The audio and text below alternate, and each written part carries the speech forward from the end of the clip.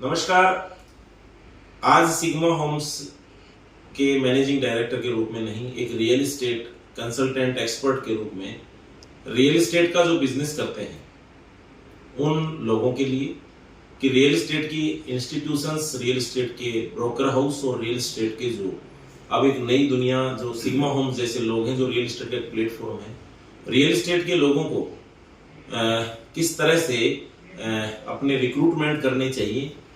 Recruitment करने के बाद उन लोगों को जो नए रिक्रूटेड लोग हैं उन लोगों को किस तरह से ट्रीट करना चाहिए।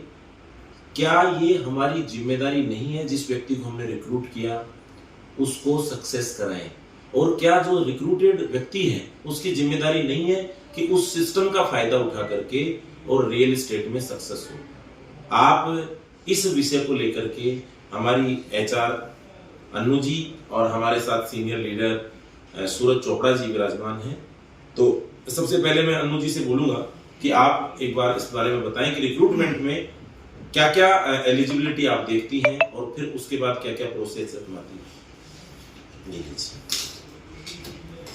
फोकस करो। फर्स्ट सबको नमस्ते मेरा। और जैसे हम रिक्रूटमेंट कैंडिडेट हायर करते हैं रियल एस्टेट के लिए, तो हम ऑब्वियसली सेल्स के लिए ही कर रहे हैं। तो जो कैंडिडेट आता है वो एक अपना फ्यूचर लेकर के आता है कि वो कई कैंडिडेट्स होते हैं कि उनको 2 से 3 मंथ्स काम करना होता है और कई को लॉन्ग टर्म तक काम करना होता है। कोई शॉर्ट कॉल लेके नहीं आता है, वो हमेशा गोल जो रहता है टर्म लेके आता है। तो फर्स्टली वो हमसे सपोर्ट मांगता है, ठीक है। और जब हम उस कैंडिडेट को हायर करते हैं तो और कैंडिडेट वही हायर करे जो ऑलरेडी सेल्स में इंटरेस्टेड हो।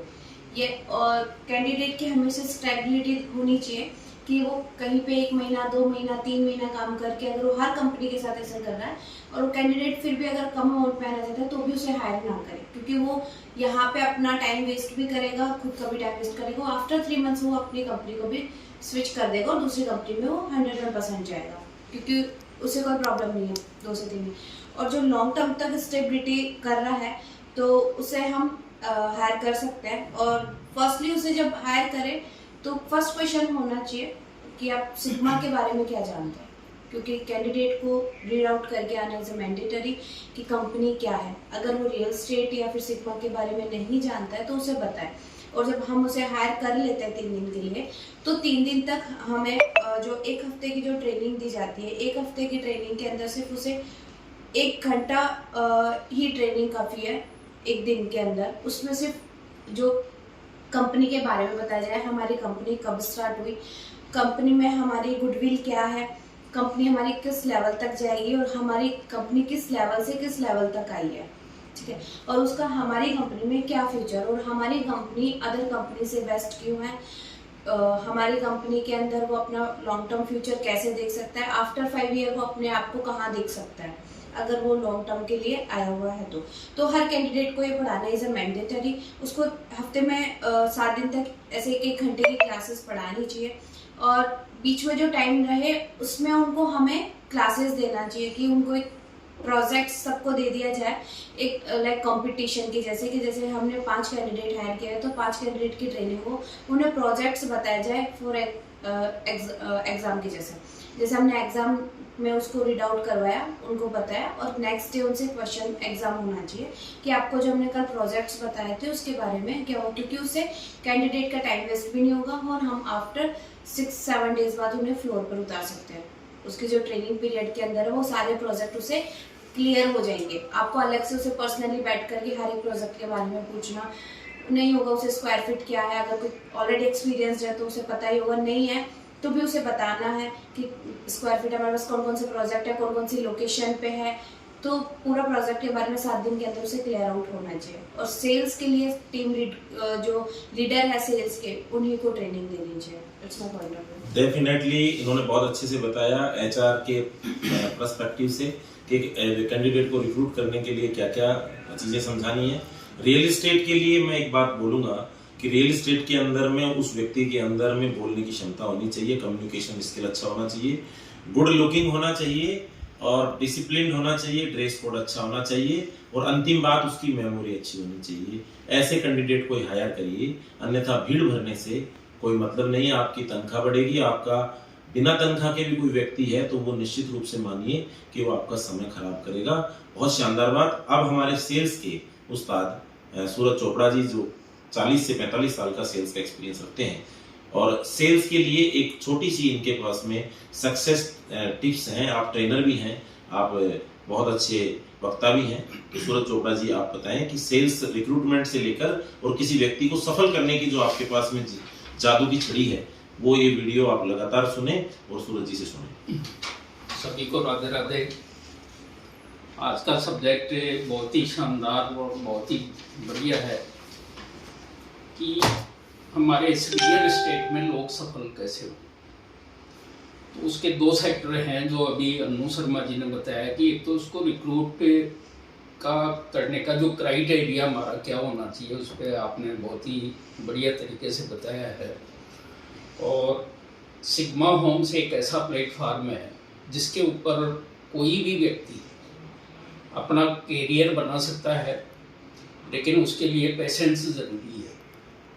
और उसको शुरुआती रिक्रूटमेंट के टाइम पे ही ये चीज़ें उसके माइंड में फीडबैक डाली जाए कि ये 4 से 6 महीनों का सीखने का एक प्लेटफार्म है और इस रियल एस्टेट में सफल होने के लिए कम से कम उसको 1 साल देना ज़रूरी है। क्योंकि ये महीने 2 महीने में तो वो माइंड प्रिपेयर होगा, महीने 2 महीने उसको सीखने में लगेंगे और 2 से 3 महीने 4 महीने उसको उस पर वर्किंग करने में लगेंगे और उसके परिणाम, शुरुआती परिणाम हो सकता है 6 से 12 महीनों में उसके लगे। जब स्टूडेंट पढ़ता है तो वो माइंड प्रिपेयर है कि मुझे ग्रेजुएशन के बाद में जॉब मिलेगी, लेकिन हम गलती यहाँ कर बैठते हैं कि उसको फर्स्ट डे ही हम उसको ये दिखा देते हैं और वो भी अपेक्षा करता है कि मुझे कुछ मिलेगा, जबकि उसका आधा माइंड तो यहाँ रहता है काम में और आधा माइंड कहीं और घूमता है। अगर उसको हम पहले से प्रिपेयर कर दें कि ये एज ए कैरियर है और शुरुआत में 6 से 8 महीने 12 महीने इसमें लगेंगे और उसके बाद इसका भविष्य उज्जवल है, एज ए कैरियर इसको लिया जा सकता है। और यही एक ऐसा रियल एस्टेट ही एक ऐसा सेक्टर है जो मिडिल क्लास को व्यापार की तरफ ले जा सकता है। और मेरा ऐसा मानना है कि नौकरी से केवल वर्तमान चलेगा और व्यापार से उसके सपने और उसकी जिम्मेदारियां सभी पूरी हो सकती है। और मिडिल क्लास के पास व्यापार के लिए न पैसा है न अनुभव है। और रियल एस्टेट ही एक ऐसा सेक्टर है जिसमें न पैसा चाहिए न अनुभव चाहिए और ये विशेष तौर से सिग्मा होम्स के अंदर एक सपोर्टिंग सिस्टम है जिसके माध्यम से वो अपना कैरियर बना सकता है। बशर्ते उसको फेथ होना चाहिए और उसको बहरा बनना होगा 1 साल के लिए, क्योंकि जैसे जैसे उसकी सक्सेस जब नज़दीक आती है तो उसको सुनाई ज़्यादा देने लग जाता है और वो सुनना ही उसके लिए नुकसानदायक होता है।